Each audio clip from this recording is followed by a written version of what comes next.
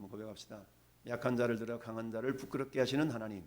약한 자를 들어 강한 자를 부끄럽게 하시는 하나님. 아멘. 약한 자를 들어 강한 자를 부끄럽게 하시는 하나님. 우리가 사사시대 약 350여 년의 그 세월을 영적인 암흑기다라고 표현하거든요. 물론 이 시대만 영적인 암흑기에 있었던 건 아닌데 이 사사시대 350여 년의 세월 동안에 총 16명 이상의 사사들이 등장을 하게 되죠. 그리고는 이스라엘이 하나님 앞에 범죄하고 오늘 말씀도 또 목전에서 악을 행하고 범죄함으로 말미암아서 하나님의 징계가 이루어지면 하나님이 구원자를 보내셔서 사사라는 구원자를 보내셔서 그들을 구원하시고 또 그 은혜를 잊어버리고 참 인간은 망각의 동물이에요. 은혜를 쉽게 잊어버리는데 그래서 참 은혜는 바위에 새기고 원수는 무리에 새기라라는 말이 있는데 우리는 거꾸로 살아가죠. 원수는 어디다 새겨? 바위에다 새겨가지고 안 잊어먹죠. 은혜는 어디다 새겨? 무리에다 새겨가지고 금세 그 은혜는 잊어버리고 사는 그런 인간의 연약함들을 우리가 보게 되는데요.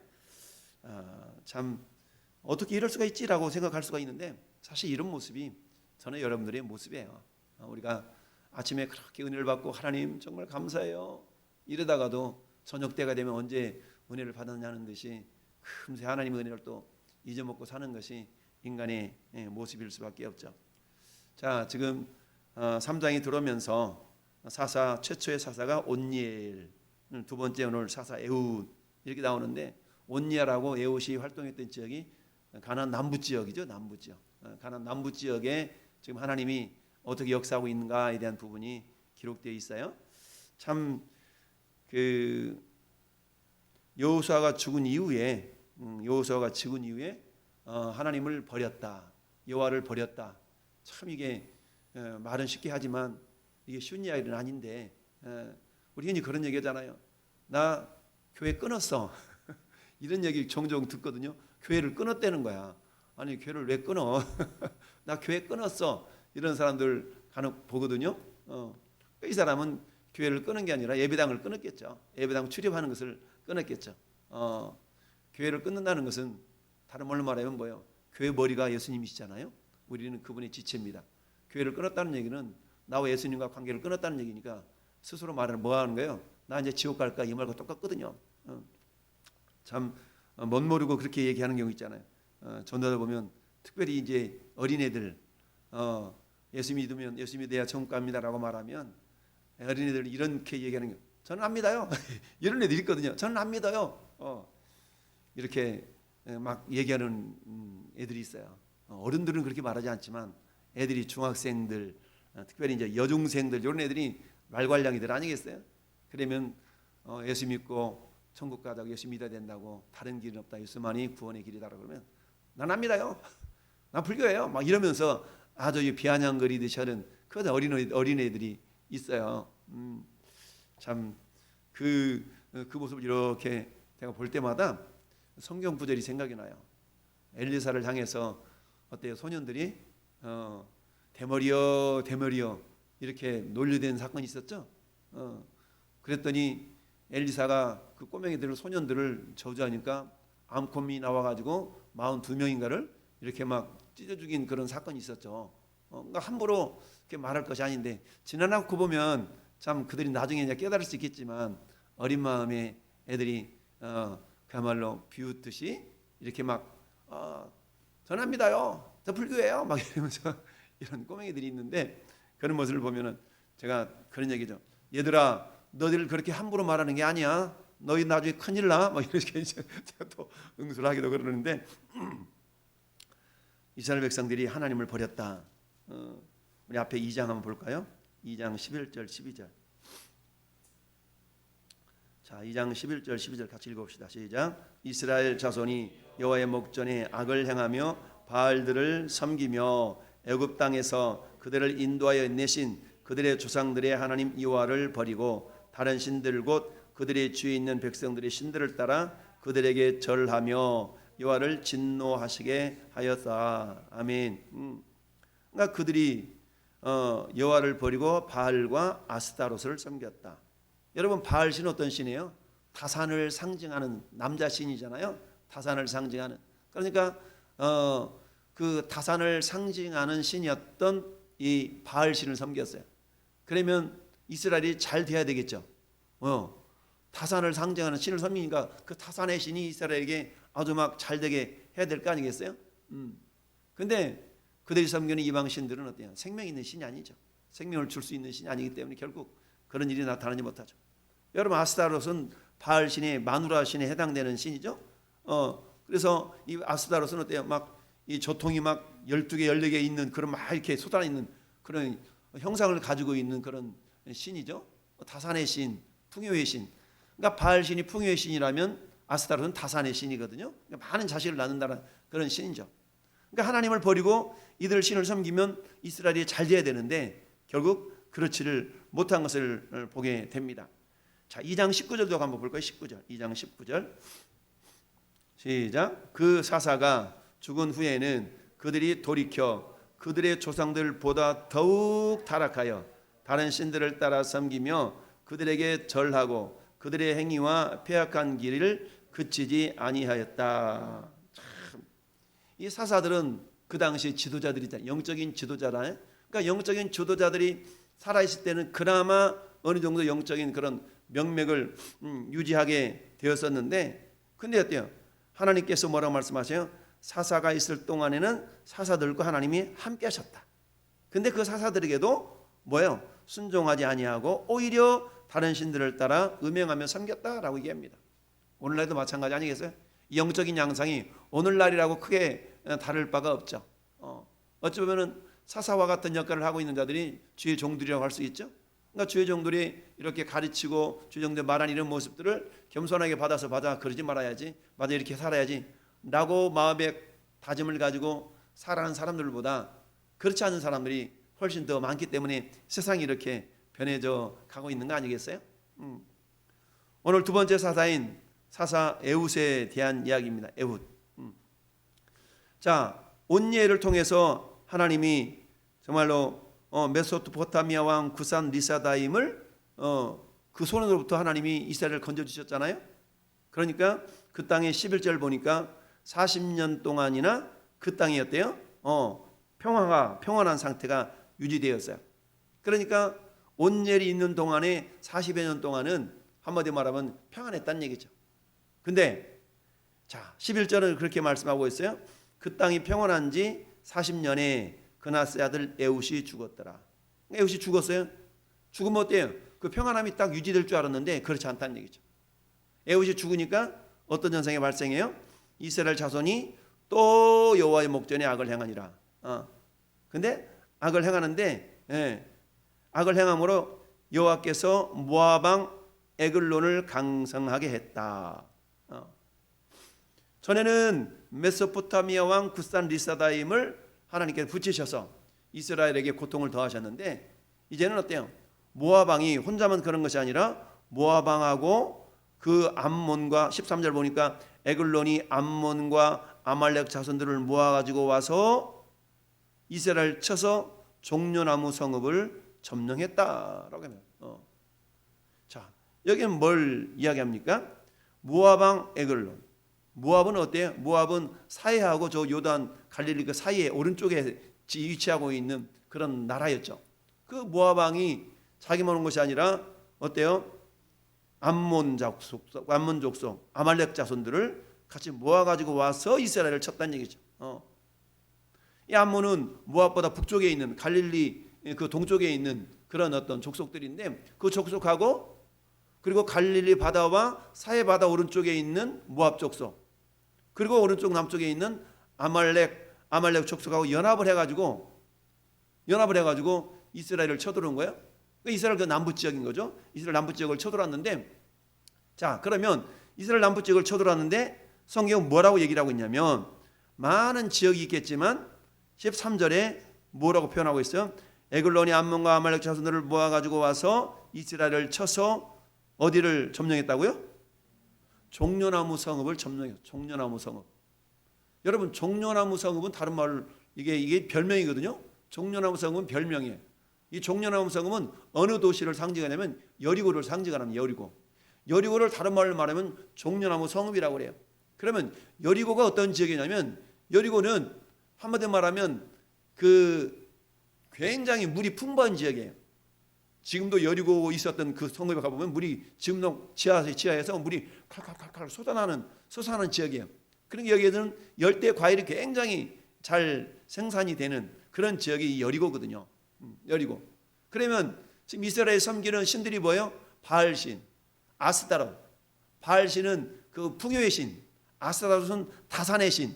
그러면 풍요의 신과 다산의 신에 의해서 풍성한 삶을 살아야 되는데 하나님께서는 그들에게 저 이방 족속들로 하여금 어디가 점령당하도록 여리고를 점령당하도록 했다는 얘기입니다.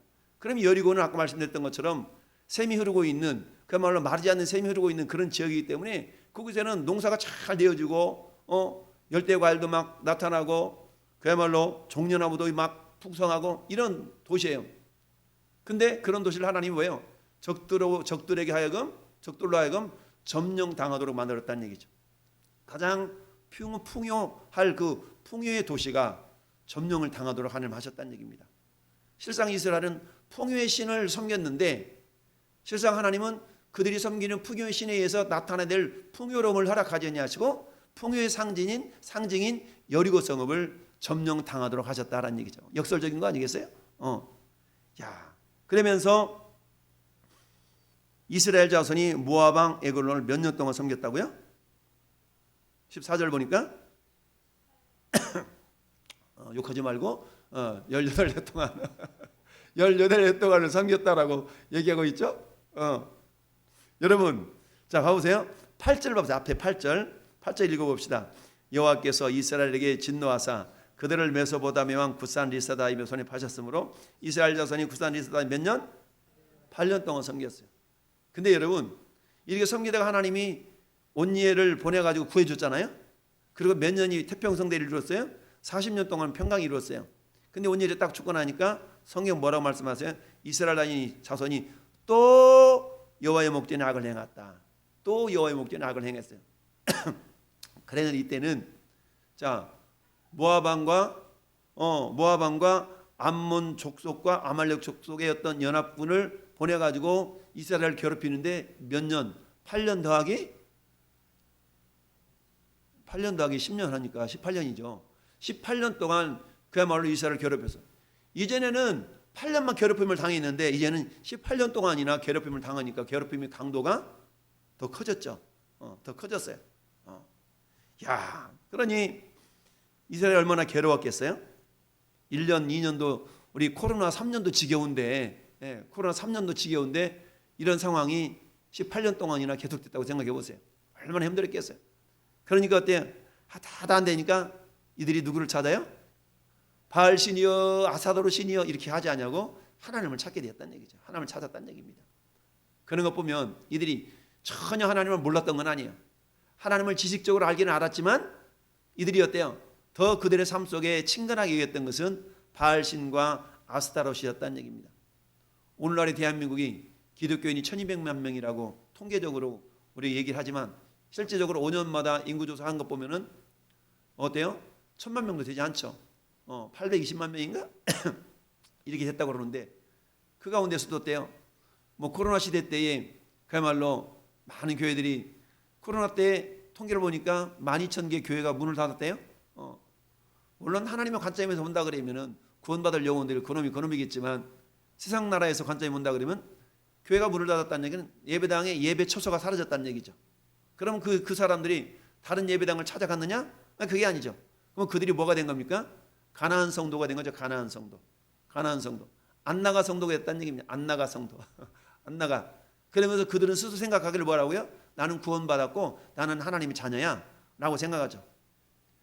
예배당 나가서 신앙생활을 하지 않아도 나는 하나님의 자녀이면서 나는 구원받았어 라고 생각하는 사람들이 의외로 많다는 얘기죠.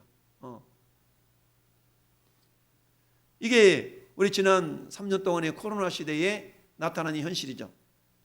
뿐만 아니라 때 많은 교회들이 주일학교가 중고등부가 사라졌어요. 주일학교 중고등부가 사라졌어. 우리 교회만 봐도 3년 동안 여름 성경학교를 못했어요. 애들이 없어가지고 여름 성경학교를 못했어. 3년 동안. 감사하게도 올해부터 우리 주일학교 아들이 나오고 또 우리 중고등부가 다시 또 회복되는 조짐이 있고 이게 이래서 한참 감사하긴 한데 우리 시찰에서 하나 교회가 24개 교회가 있는데요. 24개 교회 가운데 주일학교 운영되는 교회가 몇 개가 없어요. 주일학교가 운영되는 교회가 손꼽아요. 손꼽아. 결국 주일학교라는 다음 세대잖아요. 다음 세대. 다음 세대가 있어야 교회의 미래가 있는 건데 다음 세대들이 없는 거야. 다음 세대가 없어서 그 다음 세대가 뭐가 됐다고 그랬어요? 다른 세대가 되었다. 다음 세대가 되어져야 되는데 다음 세대가 믿음으로 세워져 나가야 되는데 다음 세대는 사라지고 다른 세대, 전혀 상관없는 세대가 됐다는 얘기죠. 그러면 어떻게 돼요? 우리들의 신앙이 사라지면, 우리들의 신앙의 선조들이 사라지면, 아니 우리들이 사라지면 우리 자손들은 어때요? 또 여호와의 목전에 악을 행하며 이런 일들이 발생할 수가 있다는 얘기죠. 근데 하나님은 지난번에는 8년 동안만 괴롭혔어. 괴롭혔다기보다도 괴롭도록 허락했어. 근데 이번에는 18년 동안이나 괴롭도록 하나님 허락하셨다는 얘기입니다. 그것도 어때요? 이방 족속을 통해서 18년 동안이나 섬겼다. 이 섬긴다는 얘기는 아바드라는 단어인데요. 이 아바드라는 말은 섬긴다, 예배하다, 뭐 이런 의미가 있어요. 그러니까 모압 왕 에글론을 어떻게 섬겼다고요? 마치 예배하듯이 섬겼다는 얘기입니다. 우리가 하나님을 예배하면 섬기잖아요. 그런 것처럼 이 모압 왕을 그렇게 섬겼다는 얘기죠. 그 섬기면서 어때요? 그냥 섬기는 것이 아니라 세상 말로 하면 조공도 바친 거. 조공을 바쳐. 18년 동안이나 조공을 바치면서 야 가져와 이런 거예요. 자, 그렇게 괴로우니까 이스라엘 자손이 여호와께 부르짖었다. 여호와께 부르짖었다. 여러분, 우리가 이 읽은 12절 13절을 통해 우리가 생각해 볼 것이 있어요. 우리의 적들이, 지금 이스라엘의 적들이 이스라엘보다 강해지잖아요. 그러면 이스라엘의 적들이 이스라엘보다 강해진 이유가 왜 그랬다고요? 이스라엘이 하나님을 버리고 여호와 눈앞에서 악을 행하니까 하나님이 적들의 손에 붙여져 내버려 둔 거죠. 내어버려 두사. 로마서 1장에 내어버려 두사. 그래도 한번 고생 좀 해봐. 이런 말 있잖아요. 그래도 고생 좀 해봐. 이런 것처럼 하나님께서는 어때요? 그저 지켜보시는 거죠. 그래, 너 한번 고생 좀 해봐. 라고 뭐 하도록? 하나님을 찾도록. 그래, 너 나 안 찾고 견디라 보자. 마치 하나님이 그런 모습처럼 그러셨던 거예요. 그러자 이스라엘 자손이 여호와께 부르짖음에 여호와께서 그들을 위하여 한 구원자를 세우셨다. 그는 곧 베냐민 사람 게라의 아들 왼손잡이 에웃이라. 왼손잡이 에웃이라. 이게 또 상징적인 의미가 있어요. 성경은 자 양손잡이, 오른손잡이 이렇게 표현하지 아니고 굳이 왼손잡이 에웃을 하나님이 들어 쓰셨다라는 얘기죠. 왼손잡이. 우리 보통 전통적으로 사람은 대부분 오른손잡이로 태어나잖아요. 오른손잡이로 태어나. 근데 이 왼손잡이 에웃이라는 이 단어가 어떤 성경에는 오른손이 제 기능을 하지 못하는 사람으로 번역된 것도 있고 어떤 데는 양손잡이라는 의미로도 또 번역되고 있기도 한데 전자가 맞을 것 같아요. 왜? 하나님께서는 이스라엘을 부끄럽게 하시는데 약한 자를 들어서 강한 자를 부끄럽게 하시는 그런 하나님의 역사하심을 나타내려고 하고 있는 거거든요. 그러니까 왼손잡이인데 왼손잡이에다가 뭐예요? 어느 지파였어요? 베냐민 지파. 베냐민 지파는 어때요? 12지파 가운데 가장 약한 지파가 베냐민 지파거든요. 근데 그럴 수밖에 없는 게 지금 여리고 성읍을 이렇게 할당받아서 살아가고 있었던 지파가 베냐민 지파거든요. 베냐민 지파는 유다 지파 바로 위에 있는 지파이기 때문에 그랬어요. 근데 왼손잡이 에웃이라. 왼손잡이 에웃.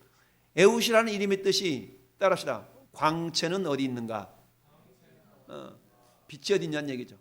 광채는 어디 있는가? 라고 부르짖고 있는 거예요. 광채는 어디 있는가? 그들이 우상을 섬기면서 이방신을 섬기면서 그야말로 빛나는 삶을 살아야 되는데 영적으로 굉장히 어두운 그런 시대를 살아가고 있는 거죠. 그러니까 에웃이라는 사람을 하나님이 이렇게 쓰시는데 그게 왼손잡이. 오른손이 불구인 왼손잡이였다는 얘기죠. 근데 그 이름을 에훗이라. 광채는 어디 있는가? 그 빛이 없잖아요. 깜깜해. 18년 동안이나 조공받치면서 암울한 세월을 살았으니까 사람들이 생각할 때 빛이 어디 있지? 깜깜하구나. 아마 이러지 않았겠어요? 근데 그런 이름을 가진 사람을 하나님께서는 사사로 세우셨어요. 광채는 어디 있는가? 내가 광채는 어디 있는가는 이름이라는 얘기죠. 그 에웃을, 근데 그 에웃이 어떻게 지금 에글론 왕 모압 왕 에글론을 이렇게 물리쳐 이기는가? 에글론이라는 이름의 뜻은 젊은 황소래. 젊은 황소. 젊은 황소들이 얼마나 혈기왕성한 그런 모습을 상징하겠어요? 근데 어때? 해마다 때가 되면 곡물을 바치러 이렇게 갔던가 보죠? 그날따라 이제 어때요? 에훗이 곡물을 바치려고 사람들과 같이 함께 이 모압 왕 에글론에게 곡물을 바치러 가는 겁니다. 그러니까 곡물을 바치러 가는데 이 에훗이 어땠어요? 한 규빗, 한 45cm 되는 양이 날카로운 칼을 이 아래 허벅지 밑에 딱 칼을 차고 이 바지로 이렇게 덮으니까 허벅지 속에 차고 옷을 입으니까 이게 안 보이겠죠. 그럴 때요. 곡물을 딱 바치고 돌아서 나오다가 말고 다시 돌아가는 거야. 다시 같이 왔던 사람들은 보내고. 자, 18절 보니까 에훗이 곡물 바치기를 마친 후에 곡물을 메고 온 자들을 보내고 자기는 어디서? 길갈 근처 돌 뜨는 곳에서부터 다시 돌아와서 왕이여 내가 은밀한 일을 왕에게 아뢰려 하나이다. 그러니까 지금 어디가 이 왕이 어디 있는 거지? 여리고에 있는 거잖아요. 여리고에서 길갈까지는 4-5km 정도밖에 떨어지지 않은데 여리고까지 다시 와서 지금 말하고 있습니다. 왕이여 내가 은밀한 일을 왕에게 아뢰려 하나이다 하니 왕이 명령하여 조용히 하라 하매 모셔선 사람들이 다 물러간지라. 왜 그러잖아요. 우리 그 사극 같은 거 보면은 왕에게 긴히 말을 할 말이 있다 그러면 물러가 있게나 이러잖아요. 그러니까 왕하고만 대면하고 있는 이 독대를 하는 겁니다. 독대. 자, 그러면서 뭐라고 해요? 홀로 앉아 있는 중에 에훗이 이르되 내가 하나님의 명령을 받아서 왕에게 긴히 드릴 말씀이 있습니다. 말하면 이런 거죠. 그랬더니 왕이 자기의 뭔가 유익한 말을 하려나 보다 하고 그냥 길을 쫑긋해서 일어서서 이렇게 지금 맞이하고 있어요. 그래서 좌석에서 일어났더니 에훗이 왼손을 뻗쳐서 그의 오른쪽 허벅지 위에서 요 안쪽에다 이렇게 숨겨놨던 칼을 딱 뽑아가지고 어때요? 모압 왕 에글론을 이렇게 찔렀어. 찔렀더니 얼마나 세게 찔렀던지 칼자루까지 통째로 들어갔네. 야, 근데 이 사람이 상태가 어떤 상태였다고 그랬어요? 17절 말씀 보니까 매우 비둔한 자였다. 그러니까 세상말로 말하면 이게 몸이 뚱뚱하면 뭐가 이게 비계덩이라 그러잖아요. 기름이 많이 있었던가 보지. 그러니 칼로 찔렀는데 칼자루도 따로 들어가 가지고 끝이 등 뒤에서 빠져나갔고 그가 칼을 그의 몸에서 빼내지 아니하였으므로 기름이 칼날에 엉겼더라. 참 이렇게 표현하고 있어요. 구체적으로. 그리고 이제 어때요? 에훗이 현관에서 나와서 다락문을 걸어 잠그고 이제 도망가는 그런 딱 내용인데 도망간 내용은 나오지 않았지만 우리 23절까지만 보면 자, 하나님께서 어떻게 역사하셨어요? 이 모압 왕 에글론을 독대하러 가는 데 있어서 전혀 제지를 받지 않았잖아요. 오늘날 같으면 어때요? 이게 금속 탐지기 통과해야 되잖아요. 그래가지고 혹시 뭐 총 가지고 있나 칼 가지고 있나 검사했을 거 아니겠어요? 근데 어때요? 의뢰의 이 사람은 곡물 바치러 온 사람이니까 한마디로 말하면 경계를 늦췄던 거죠. 경계를 늦췄어. 근데 에훗은 이것을 이것을 이용을 해서 한마디로 하면 적장을 지금 물리쳐 이게 된 것인데 이것도 하나님 은혜죠. 하나님 은혜. 왼손잡이 에훗이니까 사람들이 바라볼 때 오른손은 불편한 것 같고 왼손 가지고 이렇게 움직이니까 저놈은 뭐 별 다를 일 안 하겠지. 아마 이렇게 또 한마디로 말하면 관심을 이렇게 놓았을 수도 있어요. 근데 그런 에훗이 들어가서 모압 왕 에글론을 결국은 칼로 찔러 물리쳐 이겼다라는 얘기입니다. 결국 이 일로 모압 왕과 아말렉과 암몬 자손 연합군이 패배가 되어지고 이 일 때문에 결국 한 장 넘겨볼까요? 넘겨서 30절 시작. 그날에 모압이 이스라엘 수하에 굴복함에 그 땅이 몇 년? 80년 동안 평온하였더라. 여러분 80년 동안 평온했어. 그러니까 16명의 사사들에게 하나님께서 평안함을 주신 세월이 있었는데 가장 오랜 세월 동안 평안함을 유지했을 때의 어떤 사사가 이 에훗이었어요. 앞에 온열은 40년이었잖아요. 그런데 에훗은 80년 동안 평안했다는 얘기죠. 야, 그러면 굉장히 오랜 세월 동안 이렇게 평안함을 주신 거 아니겠어요? 오늘 본문을 통해서 우리가 생각해볼 영적인 원리 몇 가지를 한번 생각해 보면 첫 번째, 우리의 적들이 뭔지 모르게 좀 강해지고 있다.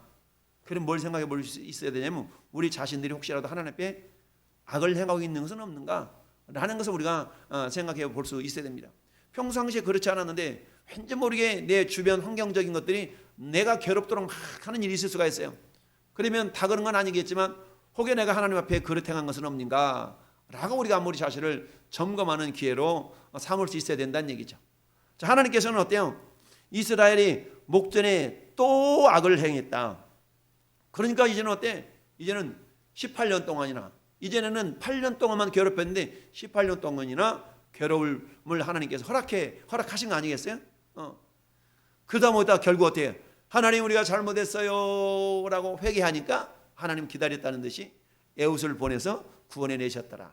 그런데 이런 악순환이, 그럼 하나님 구원해 주시면 80년 동안 평온했으니까 더 하나님을 잘 섬겨야 되는데 사람이 어때요? 하나님 더욱더 섬기는 것이 아니라 다시금 또 악을 행하는, 그게 6번이나 반복해서 계속 사사기 나타나고 있는데 이런 일이 나타나고 있어요. 그래서 우리가 내 주변의 상황, 환경, 문제 이런 것들이 이전보다 어쩌면 나를 더 어떻게 강해진 것처럼, 나에게 더 강해진 것처럼 이렇게 할 때에 우리 자신이 혹여 하나님 이런 것은 아닌가라고 돌아볼 수 있어야 됩니다. 여러분, 남쪽 유다가 총 21명의 한 명의 왕이 있었는데 솔로몬까지 다윗과 합쳐서 그렇군요. 그랬는데 그 왕들 가운데 남쪽 유다의 마지막 왕이 시드기야거든요. 시드기야. 그러니까 시드기야 왕 때 어떤 일이 있었냐면 하나님의 마지막 남쪽 유다의 마지막 왕이 시드기야 왕인데 시드기야 왕 때 시드기야 왕이 이렇게 행동을 했어요. 역대하 36장 펴보세요. 역대하 36장.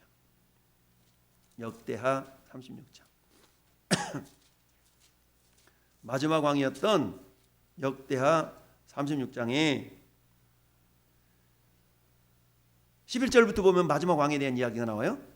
자, 역대하 36장 11절 보면 역대하 36장 11절 시작. 시드기야가 왕위에 오를 때에 나이가 몇 살? 21세라. 예루살렘 몇 년?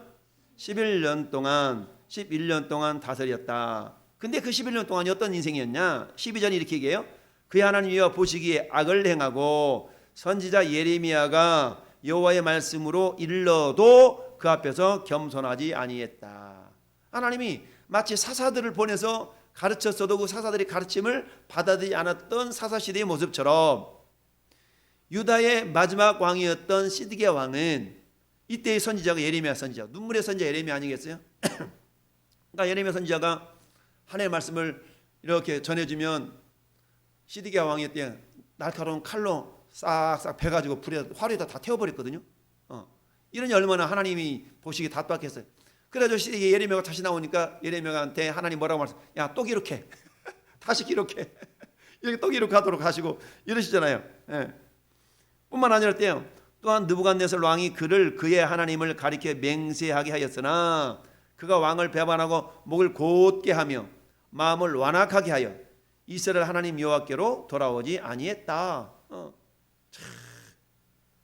15절도 읽어봐요. 15절 시작. 그 조상들의 하나님 여호와께서 그의 백성과 그 거하시는 곳을 뭐여사? 아끼사 부지런히 그의 사신들을 그의 백성에게 보내어 이루셨으나 16절 그의 백성이 하나님의 사신들을 비웃고 그의 말씀을 멸시하며 그의 선지자들을 욕하여 여호와의 진노를 그의 백성에게 미치게 하여 회복할 수 없게 하셨다. 아까 얘기했던 전도하는데 젊은 애들이 비아냥거리고 어떤 나이 드신 분들은 예수쟁이들 좀 미쳐가지고 이런 소리도 하고 막 그런 사람이 있거든요. 그 소리 들으면서 이런 성경 본문들이 생각이 나요. 주님 뭐 하고 있어요? 사신들을 그의 백성에게 부지런히 하나님 보내잖아요. 그들을 멸망시키지 않도록, 그들이 멸망당하지 않도록 부지런히 보내잖아. 예수에는 다른 구원이 없다. 예수만 구원이 있다라고 부지런히 가르치지만 그냥 비웃고 비아냥거리면 지나가는 사람들 많아요. 어떤 사람은 고맙다고 하는 사람도 있지만 비아냥거리면 당하는 거야. 그러면서 시끄러워요. 아 정말 시끄럽네 이런 사람도 있고 막 별별 사람이 다 있어. 그러니까 그 백성이 하나님의 사신들을 비웃고 말씀을 멸시했다. 오늘 이 시대는 뭐 다를 바가 없죠. 그 시대도 그랬던 것처럼. 그래서 결국 어떻게 돼요? 남쪽 유다가 시드기야 왕 때 바벨론에 의해서 멸망을 당하잖아요. 그리고 어떻게 포로 끌려가고 시드기야 왕은 두 눈이 뽑혀가지고 죽임을 당해요. 얼마나 안타깝습니까? 이런 일들이 발생해요. 이처럼 내 주변의 적들이 강성할 때 우리 자신을 돌아볼 수 있어야 되겠고, 하나님은 약할 때 결국 우리의 약한 자들을 통해서 사도 바울이 고린도 교회를 향해서 그렇게 이야기하고 있죠. 약할 때 강함 되신 하나님, 고린도전서 1장 27절에 그러나 하나님께서 세상에 미련한 것들을 택하사 지혜 있는 자들을 부끄럽게 하려고 하시고 세상에 약한 것들을 택하사 강한 것들을 부끄럽게 하려 하시며 하나님께서 세상에 천한 것들과 멸시받는 것들과 없는 것들을 택하사 있는 것들을 폐하려 하시나니 이는 아무 육체도 하나님 앞에 자랑하지 못하게 하려 함이라. 할렐루야. 우리 잘 아는 것처럼 에스더가 어때요? 포로로 끌려가가지고 유다인들을 다 멸명당하려고 그럴 때 에스더가 죽으면 죽으리라 해가지고 유다 족속을 살려내잖아요. 한 여인의 헌신 때문에 살아나잖아요. 예수님의 제자들 보세요. 하나같이 잘 배우고 유명하고 이런 사람 없어요? 대부분 뭐예요? 어부들, 베드로, 수제자였던 베드로도 어부 생활만 했잖아요. 어부, 요한도 마찬가지. 근데 그런 사람들을 주님은 귀하게 쓰셨던 거 아니겠어요?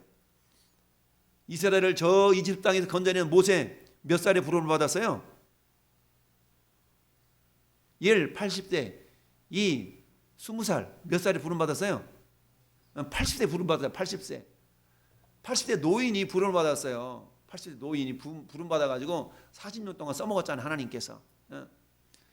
인생의 3분의 1을 하나님이 쓰시려고 3분의 2는 하나님이 연달의 세월을 겪도록 하셨죠. 이처럼 80 먹은 노인네를 하나님 보내셔서 이스라엘을 구원해내셨어요. 인간적인 관점으로 온다면 약한 자잖아요. 그런데 그 약한 자를 통해서 하나님께서는 그 애굽왕 바로를 부끄럽게 하시는 놀라운 구원의 역사를 이루셨던 거 아니겠습니까? 그러니까 결코 우리는 어때요? 내가 약하다고 해서 낙심할 필요 없습니다. 왜? 중요한 것은 누구의 손에 붙들림 맞느냐고 중요한 겁니다. 할렐루야. 우리는 오전에도 말씀드렸던 것처럼 우리는 누구한테 설득을 당해야 돼요? 하나님께, 성령님께 설득을 당해야 돼. 마귀에게 설득당하는 인생이 아니라 하나님께 설득당하는 인생 되길 바랍니다. 더 나아가서 설득만 당하는 것이 아니라 그분의 손에 붙들림 받을 때, 할렐루야, 마귀의 손에 붙들림 받아 쓰임받는 가룟 유다와 같은 존재가 아니라 하나님 손에 붙들림 받는 베드로와 같은 존재. 똑같이 예수님 부인하잖아요. 그러나 베드로는 회개했어. 주님의 손에 붙들림 받아서 수제자라는 귀한 그런 명칭을 받았고, 가룟 유다는 어때요? 마귀의 손에 붙들림 받으니까, 마귀의 설득당하고 마귀의 손에 붙들림 받으니까 결국 어때요? 그 생명을 하찮게 멸망길로 갈 수밖에 없는 연약한 인생이 되었던 걸 봅니다.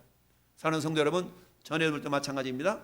오늘 이 시대에 하나님은 약한 자를 들어서 강한 자를 부끄럽게 하시는 구원의 능력의 하나님이신 줄 믿습니다. 우리는 흔히 생각할 때 나는 아닌 것 같아. 어떻게 나 같은 것이. 아니요. 그런 마음이 있다 할지라도 그런 심령이 주님께 붙들림 받기만 하면, 할렐루야. 소년 다윗이 이스라엘 적장이었던, 이스라엘 대적했던 골리앗을 물리쳐 이겼어요. 이스라엘 그 어떤 용맹스러운 군인이 골리앗을 이긴 게 아니에요. 소년 다윗이 이겼어요. 왜요? 다윗과 함께 하시는 하나님을 의지했기 때문에 이길 수 있었습니다. 마찬가지 2023년 새해, 여러분, 하나님께서 우리를 사용하시는데 어떤 자를 사용하셔요? 주님, 내가 여기 있어요. 비록 나는 약하지만 주님이 저를 써 잡수시옵소서 라고 하는 사람을 쓰신다는 얘기입니다. 할렐루야. 비록 이 사람이 왼손잡이라도 괜찮아요. 비록 이 사람이 한쪽 팔만 있는 사람이라도 괜찮아. 주님이 붙들어 쓰신다고 한다면, 할렐루야. 하나님께서 놀라운 기적의 역사, 구원의 역사를 이루실 줄 믿습니다. 새해 하나님, 나를 통하여 그 일이 이루어지기를 원합니다.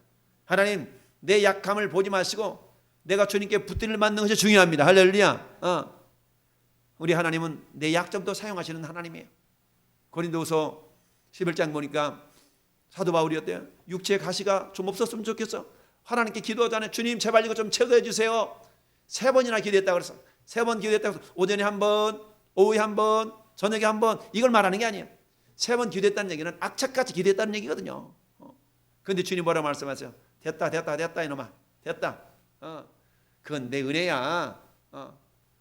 너 그 약할 때 내 능력이 온전해지는 거야 라고 하나님 말씀하시니까 그들을 감사히 여김으로 잘 감당해냈다고 그랬거든요. 할렐루야. 네, 그런 것처럼 전 여러분에게 약점이 다 있잖아요. 인간적인 약점이 있어. 난 이런 부분이 약해. 난 이게 약해. 근데 그 약함도 주님께 내어 맡겨드릴 때에 주님의 손에서 강함으로 변화가 될 줄로 믿습니다. 약한 자를 들어 강한 자를 부끄럽게 하시는 하나님의 구원의 역사하심이 2023년 한 해 동안에 저와 여러분의 모든 약함들이 주님으로 인하여 강함으로 변화되는 놀라운 구원의 역사, 기적의 역사가 있기를 예수님의 이름으로 축원합니다. 아멘.